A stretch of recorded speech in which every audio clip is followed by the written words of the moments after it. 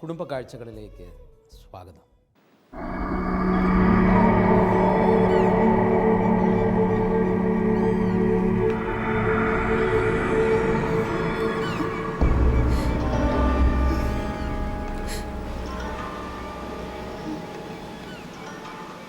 ഏയ്, എന്താ മരിക്കാൻ പോവാണോ?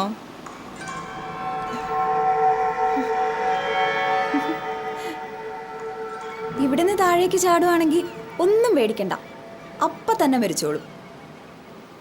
എന്തായാലും നീ മരിക്കാൻ തിരഞ്ഞെടുത്ത സ്ഥലം കൊള്ളാം. ഒരാഴ്ച കഴിഞ്ഞാൽ പോലും ആരും അറിയില്ല. വേണ്ട, ഞാനും മരിക്കാൻ വന്നതാ. നമുക്കൊന്ന് സംസാരിച്ചിട്ട് മരിച്ചാലോ? എന്താ നിന്റെ പ്രശ്നം? ഞാനതെന്തിനു നിന്നോട് പറയണം? നമ്മൾ ഒരേ ആവശ്യത്തിന് വന്നതല്ലേ, ഒന്ന് സംസാരിച്ചിട്ട് മരിക്കാലോ. 6 മാസേ ആയുള്ളൂ വിവാഹം കഴിഞ്ഞിട്ട്. കുറെ അഡ്ജസ്റ്റ് ചെയ്യാൻ നോക്കി, പക്ഷെ നടക്കില്ലെന്ന് മനസ്സിലായി. മനസ്സിലാവുന്ന പോലെ പറയാവോ? എൻ്റെ മനസ്സിലെ ഭർത്താവിനെ കുറിച്ച് എനിക്ക് ഒരുപാട് സങ്കല്പങ്ങൾ ഉണ്ടായിരുന്നു. പക്ഷെ അയാൾ അങ്ങനെയൊന്നും അല്ല.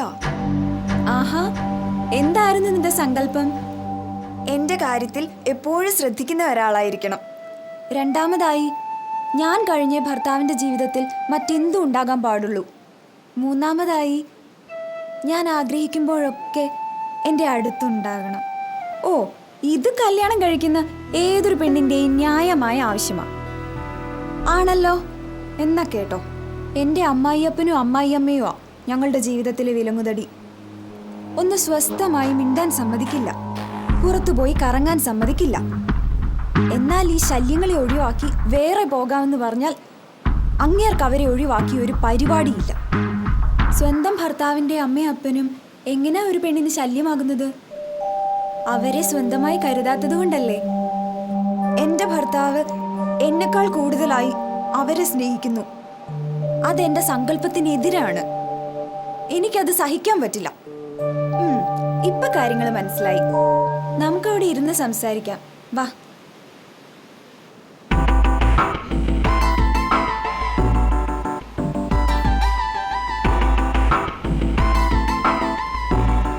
ഏയ്, വരുന്നില്ലേ? സംശയിക്കണ്ട, ഇവിടെ ആരും വരാൻ പോകുന്നില്ല. നമുക്ക് സൗകര്യം പോലെ മരിക്കാം. വേണ്ട, ഞാൻ ഇവിടെ ഇരുന്നോളാം.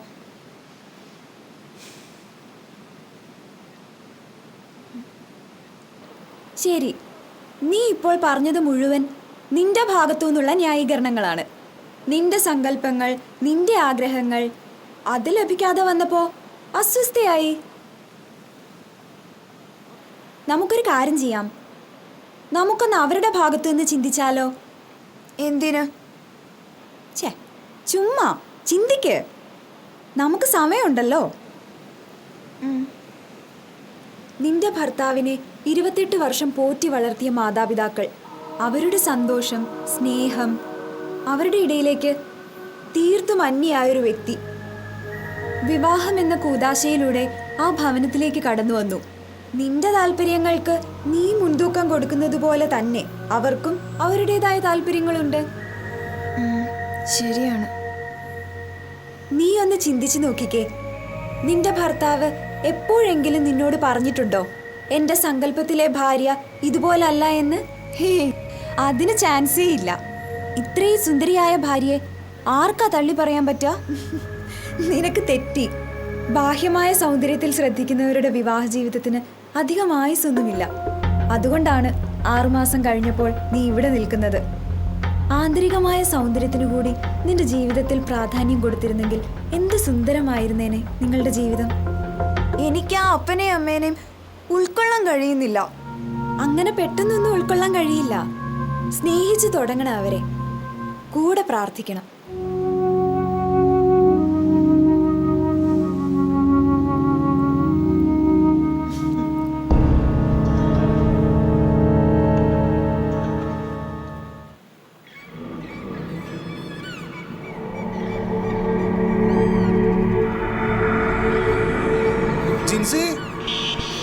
ഈശ്വര, വരുൺ.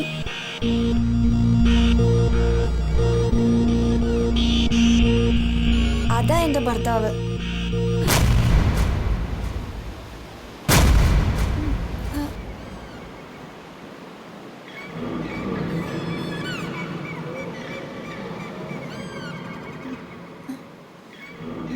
നീ എന്ത് പണിയെ ജിൻസി കാണിച്ചത്?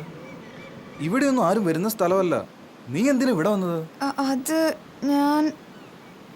ആ വാ, ഇവിടെ അധികം നിൽക്കണ്ട. ഇവിടെയൊക്കെ ആന ഇറങ്ങുന്ന സ്ഥലമാണ്.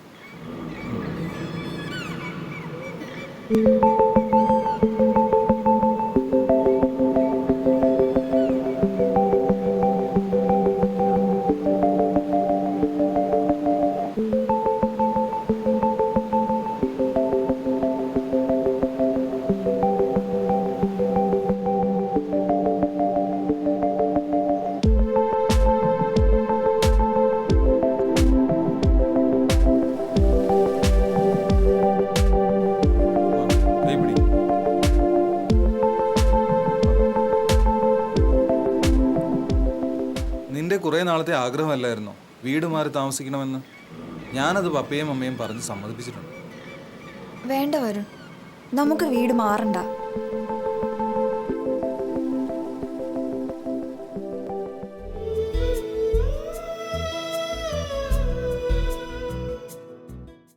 അനന്യത അല്ലെങ്കിൽ തനതാത്മകത പലപ്പോഴും ഉപയോഗിച്ച് കാണുന്ന ഒരു പദമാണ്.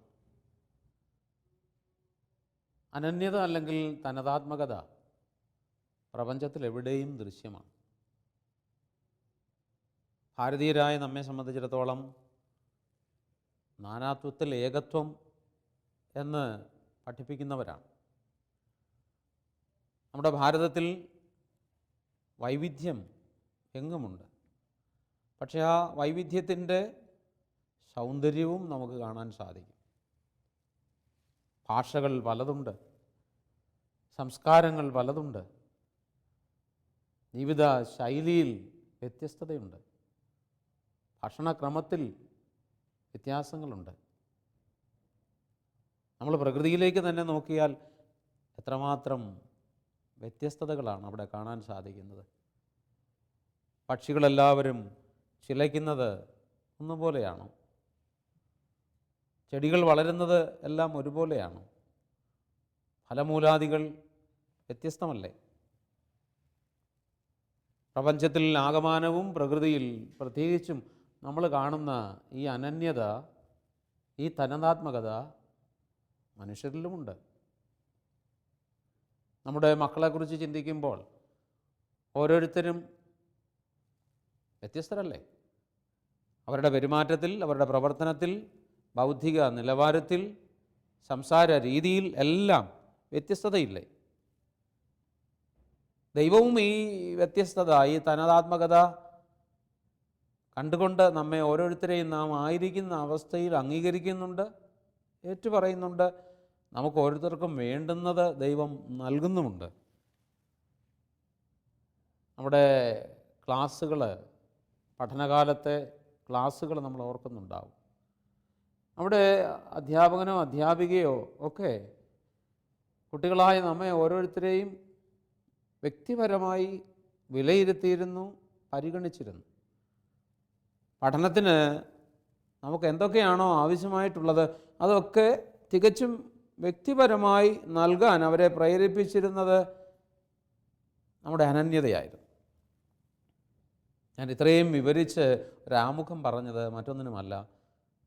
ഇന്ന് ഭാര്യ ഭർത്തൃ ബന്ധത്തിൽ നമ്മൾ പ്രതീക്ഷിക്കാത്ത അസ്വസ്ഥതകൾ കടന്നുകൂടുന്നതിന് ഒരു കാരണം ഭാര്യയ്ക്കും ഭർത്താവിനും അന്യോന്യം തങ്ങളുടെ അനന്യത അല്ലെങ്കിൽ തനതാത്മകത മനസ്സിലാക്കാനും അംഗീകരിക്കാനും കഴിയാതെ പോകുന്നു എന്നതാണ്. ഏതൊരു സ്ത്രീയാണ് മറ്റൊരു സ്ത്രീയെപ്പോലെ പെരുമാറുന്നത്?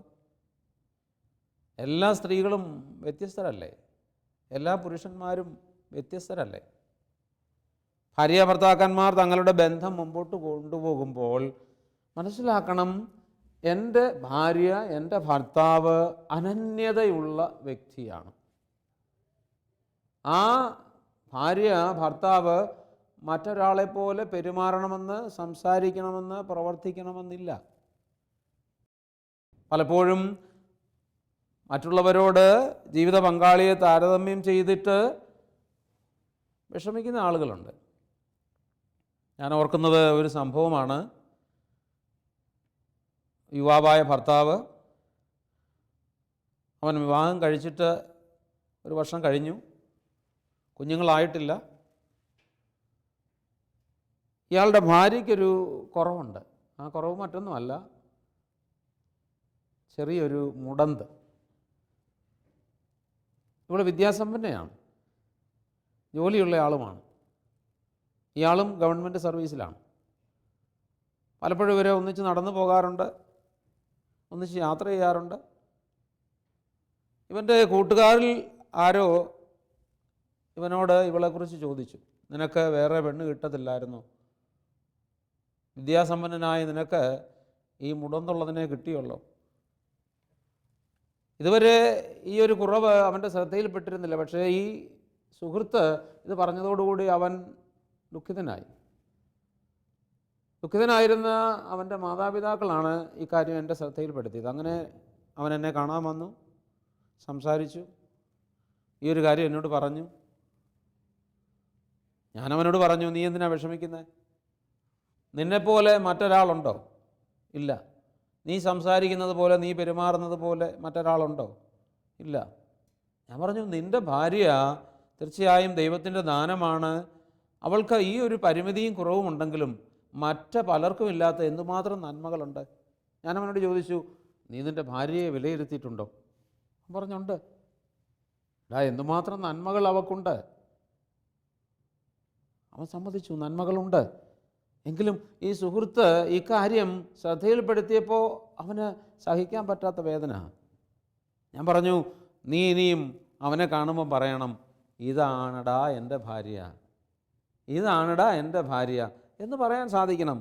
ഏതായാലും അവന് അത് സമ്മതിച്ചു. സുഹൃത്തിനെ കണ്ടപ്പോൾ അതൊന്നും പറഞ്ഞില്ലെങ്കിൽ പോലും അവൻ്റെ മനസ്സിൽ അത് ഉൾക്കൊണ്ടു.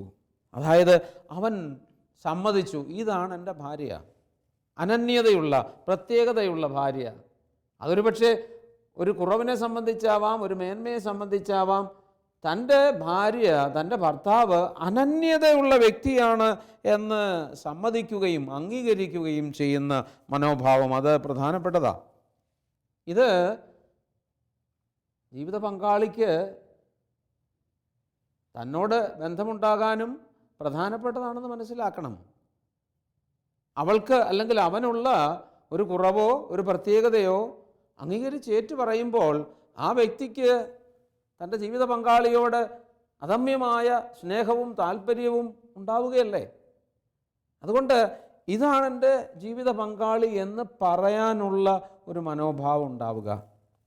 ഇവിടെ പ്രധാനപ്പെട്ട ഒരു കാര്യമാണ് പങ്കാളിയെ മറ്റുള്ളവരുമായി, മറ്റ് പങ്കാളികളുമായി താരതമ്യം ചെയ്യരുത് എന്ന്. മക്കളുടെ വളർച്ചയിൽ അവരെ സഹായിക്കുമ്പോൾ ഇത്തരത്തിൽ താരതമ്യം പാടില്ല എന്ന് പറഞ്ഞിട്ടുള്ളത് നിങ്ങൾ ഓർമ്മിക്കുമല്ലോ. ഭാര്യാഭർത്തൃ ബന്ധത്തിലും ഇത് പ്രധാനപ്പെട്ടതാണ്. ഇത്തരത്തിൽ ഭാര്യയുടെ സ്ഥാനത്ത് മറ്റൊരാളെ കാണുന്ന മനോഭാവം, അല്ലെങ്കിൽ മറ്റൊരാളോട് ഭാര്യയെ താരതമ്യം ചെയ്യുന്ന, അല്ലെങ്കിൽ ഭർത്താവിനെ താരതമ്യം ചെയ്യുന്ന മനോഭാവം, അത് അപകടത്തിൽ കൊണ്ടുചെന്ന് എത്തിക്കുകയുള്ളൂ. കാരണം ഒരാൾക്കും മറ്റൊരാളാകാൻ പറ്റുകയില്ല. ഒരു ഭാര്യയ്ക്കും മറ്റൊരു ഭാര്യയാകാൻ, ഒരു ഭർത്താവിനും മറ്റൊരു ഭർത്താവാകാൻ സാധിക്കുകയില്ല.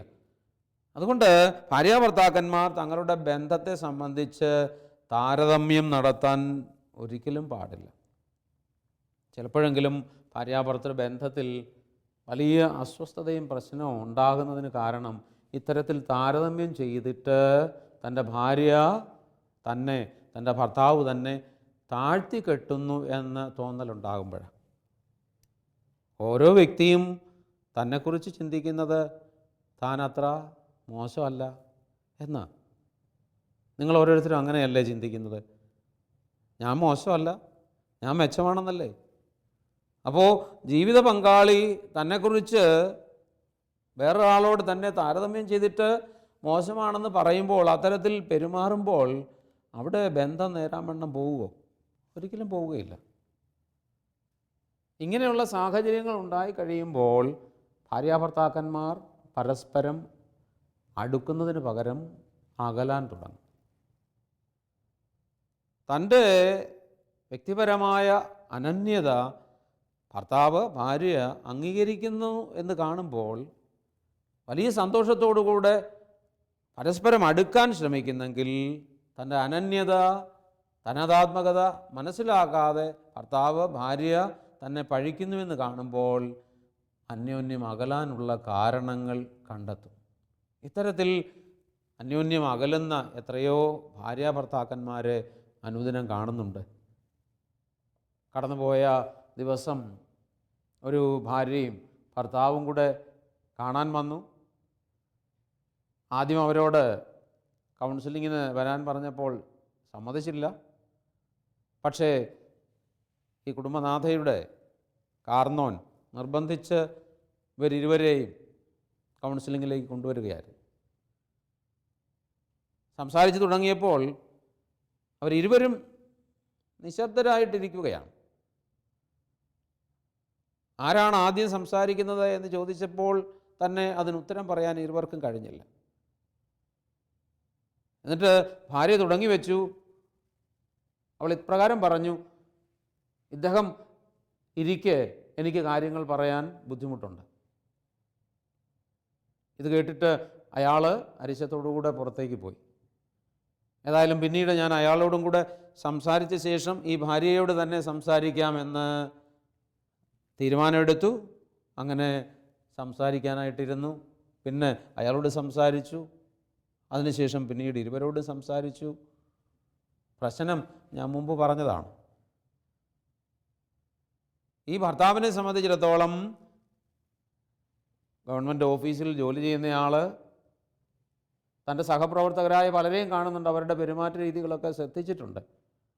പക്ഷെ തൻ്റെ ഭാര്യ തൻ്റെ പ്രതീക്ഷയ്ക്കൊത്ത് വരുന്നില്ല എന്നുള്ള യാഥാർത്ഥ്യ ബോധമുള്ള ഈ ഭർത്താവ് ആ സ്ത്രീകളോട് ഇവളെ തട്ടിച്ചു നോക്കി, അവരുടെ പ്രവർത്തനത്തോട് തട്ടിച്ചു നോക്കി.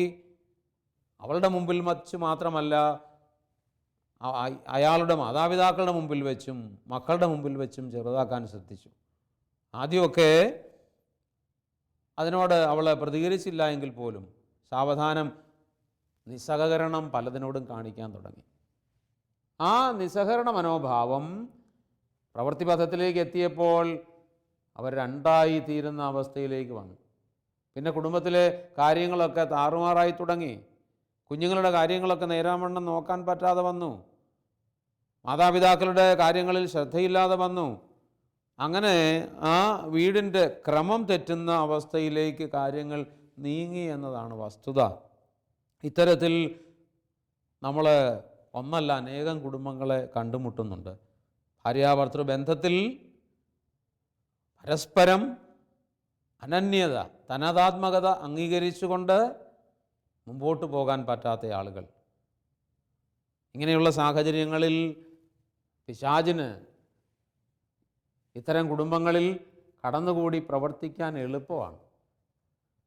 ദൈവം ആഗ്രഹിക്കുന്ന വിധത്തിൽ നിന്ന് വ്യത്യസ്തമായി തൻ്റേതായ വഴിയിലേക്ക് പിശാച് കൊണ്ടുപോകും. പിശാചിനെക്കുറിച്ച് നമ്മൾ കേട്ടിട്ടുണ്ട്. അവൻ ഭിന്നതയുടെ അടയാളമാണ്, ദൈവം ഐക്യത്തിൻ്റെ അടയാളമാണ്. അപ്പോൾ ഭിന്നിപ്പിലേക്ക് പിശാചിന് കൊണ്ടുപോകാൻ സാധിക്കും ഇത്തരത്തിലുള്ള കുടുംബങ്ങളെ. ഭാര്യ ഭർത്താവിൻ്റെയും ഭർത്താവ് ഭാര്യയുടെയും അനന്യതയെ, തനതാത്മകതയെ അംഗീകരിച്ചുകൊണ്ട് മുമ്പോട്ട് പോകുന്നുവെങ്കിൽ ദൈവം അത് ആഗ്രഹിക്കുന്നതാണ്. നിനക്കറിയാമല്ലോ, നിൻ്റെ ജീവിത പങ്കാളിയെ നിന്നോട് ചേർത്തത് ദൈവമാണ്. ദൈവമാണ് നിന്നോട് നിൻ്റെ ജീവിത പങ്കാളിയെ ചേർത്തതെങ്കിൽ അവിടുന്ന് നിൻ്റെ ഭാര്യയുടെ, നിൻ്റെ തന്നെ അനന്യതയെ അംഗീകരിച്ചിരിക്കുകയാണത് വഴി. ഒരു വ്യക്തിയുടെ അനന്യതയെ, തനതാത്മകതയെ അംഗീകരിക്കുക എന്ന് പറഞ്ഞാൽ ആ ആളിനോട് ബന്ധപ്പെട്ട എല്ലാ അവസ്ഥകളെയും അംഗീകരിക്കുക എന്നതാണ്. ബാഹ്യമായ പെരുമാറ്റ രീതികൾ വെച്ചുകൊണ്ട് വിലയിരുത്താതെ തൻ്റെ ഭർത്താവിൻ്റെ, ഭാര്യയുടെ നന്മയെ മനസ്സിലാക്കിക്കൊണ്ട് വിലയിരുത്താൻ സാധിച്ചാൽ ഇരുവരുടെയും ബന്ധം വഴി ദൈവം ആഗ്രഹിക്കുന്നത് നിലനിൽക്കുന്ന നന്മയാണ് എന്ന് മനസ്സിലാക്കാൻ സാധിച്ചാൽ തീർച്ചയായും കരുതലോടെ നീങ്ങാനായിട്ട് സാധിക്കും. ഭാര്യാഭർത്താക്കന്മാർ അന്യോന്യം അനന്യത അംഗീകരിച്ചുകൊണ്ട് നീങ്ങുമ്പോൾ ഞാൻ പറയും അവർ കരുതലോടെ നീങ്ങുന്നവരാണ്. കടലിലൂടെ ഒരു കപ്പിത്താൻ കപ്പലിനെ നയിക്കുമ്പോൾ കരുതൽ പ്രധാനപ്പെട്ടതാണ്. വളരെ കരുതലോടെയാണ് ആ കപ്പലിനെ നയിച്ചുകൊണ്ട് മുമ്പോട്ട് പോകുന്നത്. ഭാര്യാഭർത്താക്കന്മാർക്ക് ഇത്തരത്തിൽ രണ്ടുപേർക്കും കൂടെ ഒന്നു ചേർന്ന് കരുതലോടെ കുടുംബമാകുന്ന ആ നൗകയെ നയിക്കാൻ സാധിക്കും. പക്ഷേ ഇരുവർക്കും ഇരുവരുടെയും അനന്യത, തനതാത്മകത അംഗീകരിക്കാൻ സാധിക്കണം. ഞാനാണ് എന്ന് ഭാര്യ പറയുമ്പോൾ, ഞാനാണ് എന്ന് ഭർത്താവ് പറയുമ്പോൾ ഇരുവർക്കും പരസ്പരം പറയാൻ പറ്റണം, നിന്നെ നീയായി ഞാൻ അംഗീകരിക്കുന്നുവെന്ന്, നിന്നെ നീയായി ഞാൻ അംഗീകരിക്കുന്നുവെന്ന്. ഇവിടെ താരതമ്യത്തിന് പ്രാധാന്യമില്ല, ഇവിടെ താഴ്ത്തിക്കെട്ടലിന് പ്രാധാന്യമില്ല. എൻ്റെ ഭാര്യ എൻ്റെ ഭാര്യയാണെന്ന് പറയുവാൻ, എൻ്റെ ഭാര്യ ഇങ്ങനെയാണെന്ന് പറയുവാൻ, എൻ്റെ ഭർത്താവ് ഇങ്ങനെയുള്ള ആളാണെന്ന് പറയുവാൻ, അതിനെ അംഗീകരിക്കാൻ നമുക്ക് സാധിച്ചാൽ ദൈവം ആഗ്രഹിക്കുന്ന വിധത്തിൽ തീർച്ചയായും നമ്മുടെ കുടുംബജീവിതം, ഭാര്യാഭർത്തൃബന്ധം സന്തോഷകരമായി മുമ്പോട്ട് പോവുക തന്നെ ചെയ്യും. ഇത്തരത്തിൽ ആയിത്തീരാൻ നമ്മുടെ കുടുംബങ്ങൾ ദൈവത്തിൻ്റെ കൃപയാൽ നിറയാൻ നമുക്ക് ആത്മാർത്ഥമായിട്ട് പ്രാർത്ഥിക്കാം. ഭാര്യാഭർത്താക്കന്മാർ തങ്ങളുടെ അനന്യതയെ, തനതാത്മകതയെ പരസ്പരം മനസ്സിലാക്കി അംഗീകരിച്ചു കൊണ്ടുപോകുന്ന അവസ്ഥകൾ നമുക്ക് ഇന്ന് കണ്ടുമുട്ടാനാകും. തീർച്ചയായും ഇതിനെ സംബന്ധിച്ച് അപവാദങ്ങളുണ്ടെങ്കിൽ പോലും ഒട്ടേറെ ഭാര്യാഭർത്താക്കന്മാർ തങ്ങളുടെ ജീവിത പങ്കാളിയെ അവരുടെ അനന്യതയോടുകൂടെ അംഗീകരിക്കുന്നവരാണ്, മനസ്സിലാക്കുന്നവരാണ്, ഏറ്റുപറയുന്നവരാണ്. അത്തരത്തിലുള്ള ഒരു കുടുംബത്തെ ഇന്ന് നാം പരിചയപ്പെടുകയാണ്. നമുക്ക് ആ ദൃശ്യത്തിലേക്ക് പോകാം.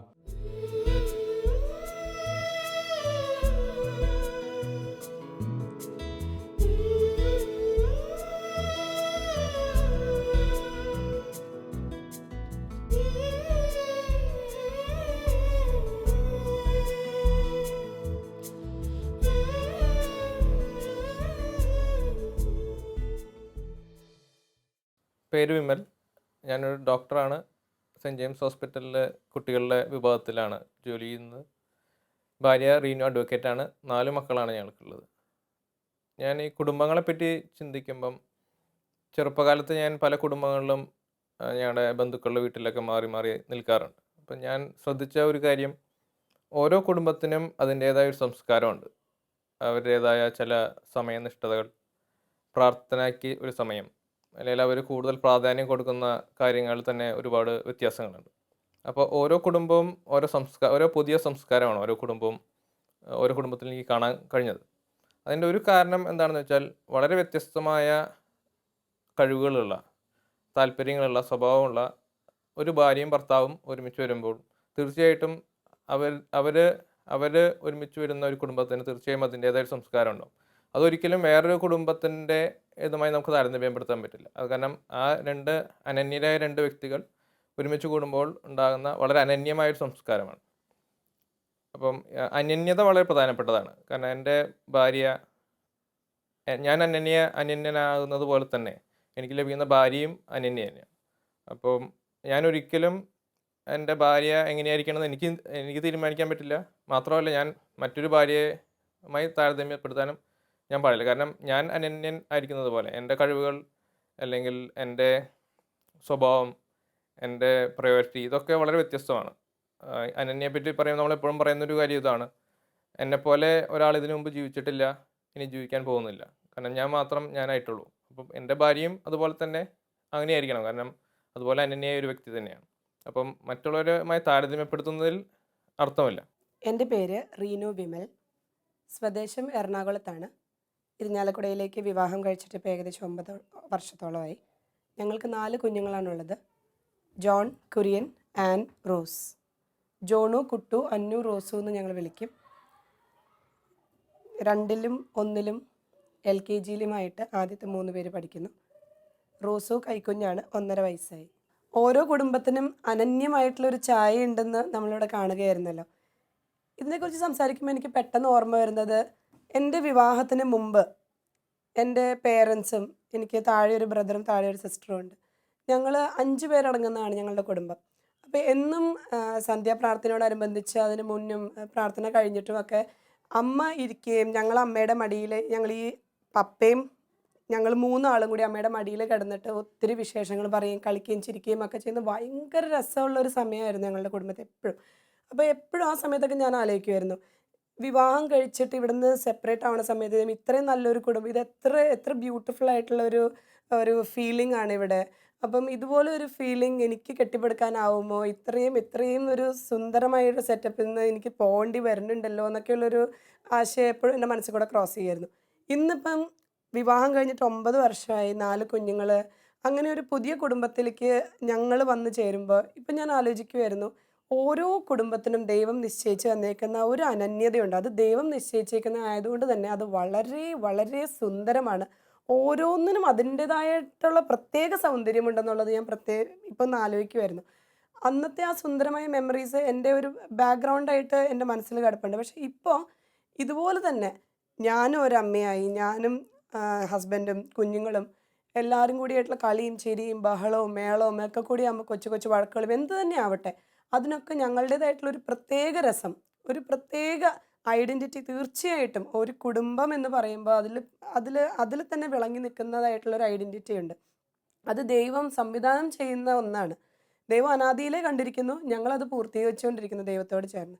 അപ്പം എനിക്ക് ഇതിൻ്റെ ഒരു ദൈവിക പദ്ധതിയുടെ ഭാഗമായിട്ട് ഇതിനെ ചിന്തിക്കുമ്പോൾ ഒരു കുടുംബം എന്ന വ്യവസ്ഥ ദൈവം ഉണ്ടാക്കിയതിനെ ഓർത്ത് എത്ര നന്ദി പറഞ്ഞാലും നമുക്ക് മതിയാവില്ല ദൈവത്തിൻ്റെ ആ ഒരു അനന്ത പദ്ധതിയെക്കുറിച്ച്. കുഞ്ഞുങ്ങളുടെ കാര്യത്തിലാണെങ്കിലും ഒരേ വയറ്റിൽ നിന്ന് പൊട്ടിപ്പുറപ്പെട്ട് വരുന്ന കുഞ്ഞുങ്ങളാണ്, പക്ഷെ എത്രത്തോളം വ്യത്യസ്തരാണ് അവരെന്നുള്ളത് ഓരോ മാതാപിതാക്കൾക്ക് ആലോചിച്ചാൽ മനസ്സിലാവും. ഒരു കുഞ്ഞിൻ്റെ പോലെയല്ല മറ്റേ കുഞ്ഞ്. 1.5 വയസ്സ് വ്യത്യാസത്തിൽ ഞങ്ങൾ 2 ആൺകുട്ടികൾ. യാതൊരു കാര്യത്തിലും അവർ തമ്മിൽ സിമിലാരിറ്റീസ് ഇല്ല എന്ന് തന്നെ പറയാം. ഓരോരുത്തർക്കും എന്താ പറയുക, ഓരോ ദിശയിലാണ് അവരുടെ കാര്യങ്ങൾ മുന്നേറുന്നത്. ഒരാൾ സയൻറ്റിഫിക്കലി ഓറിയൻറ്റഡ് ആണ്, മറ്റേ ആൾ ലാംഗ്വേജസിനോട് ഓറിയൻറ്റഡ് ആണ്. അപ്പോൾ എല്ലാ കാര്യത്തിലും, ഭക്ഷണത്തിൻ്റെ അഭിരുചികളിലാവട്ടെ, കളി സെലക്ട് ചെയ്യുന്ന കാര്യത്തിലാവട്ടെ, എന്ത് കാര്യത്തിലും, കഴിവുകളുടെ കാര്യത്തിലാണെങ്കിലും, അവരുടെ എല്ലാ കാര്യത്തിലും കുട്ടികൾ ഓരോരുത്തരും അനന്യരാണ്. ഇനി ഞങ്ങളുടെ ദാമ്പത്യത്തിൻ്റെ കാര്യത്തിൽ പറഞ്ഞാലും എൻ്റെ ഹസ്ബൻഡും ഞാനും ഒന്നിച്ചു ചേരുന്ന യൂണിറ്റ്, ആ യൂണിറ്റ് എന്ന് പറഞ്ഞാൽ അതിൻ്റെ ഏറ്റവും വലിയ മനോഹാരിത തന്നെ ഞങ്ങൾ അങ്ങോട്ടും ഇങ്ങോട്ടും ഞങ്ങളുടെ അനന്യതയെ റെസ്പെക്റ്റ് ചെയ്യുന്നു എന്നുള്ളതാണ്. എനിക്ക് വിമലാട്ടിനെ പറ്റിയിട്ട് പറയാനുള്ള ഏറ്റവും വലിയ പോസിറ്റീവ് ക്വാളിറ്റി എന്ന് വെച്ചിട്ടുണ്ടെങ്കിൽ, അത് എന്നെ അറിയാവുന്ന എല്ലാവരും എന്നോട് ചേർന്ന് പറയുന്നുള്ളതാണ് അതിൻ്റെ ഒരു പ്രത്യേകത. റീൻ ചേച്ചിനെ റെസ്പെക്റ്റ് ചെയ്യുന്ന, ഇത്രമാത്രം റീൻ ചേച്ചിയുടെ ഐഡൻറ്റിറ്റി റെസ്പെക്റ്റ് ചെയ്യുന്ന ഒരാളെ ലഭിച്ചതിനെ ഓർത്ത് ഞങ്ങളും കൂടി റീൻ ചേച്ചിയോട് ചേർന്ന് ദൈവത്തെ മഹത്വപ്പെടുത്തുന്നു. കാരണം ഞങ്ങൾക്ക് ദൃശ്യമായിട്ടുള്ള ഒരു അടയാളമാണെന്ന് പറയാത്.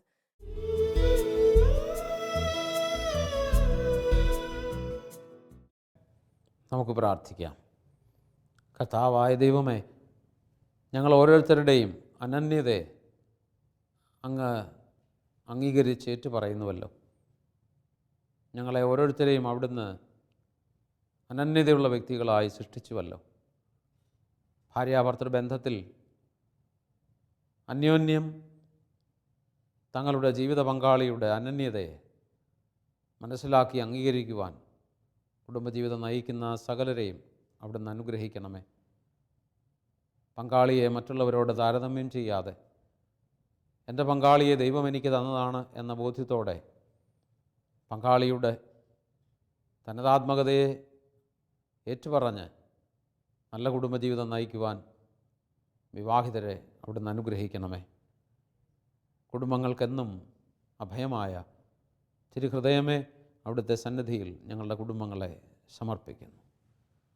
തിരുഹൃദയമേ, തിരുഹൃദയമേ, ഞങ്ങളുടെ വീടിനെ കാക്കണേ. തിരുഹൃദയത്തിൽ, തവ ഹൃദയത്തിൽ ഒരു പുണ്യസൂനമായി ചേർക്കണേ. ഈശോ മിശിഹായ്ക്ക് സ്തുതിയായിരിക്കും.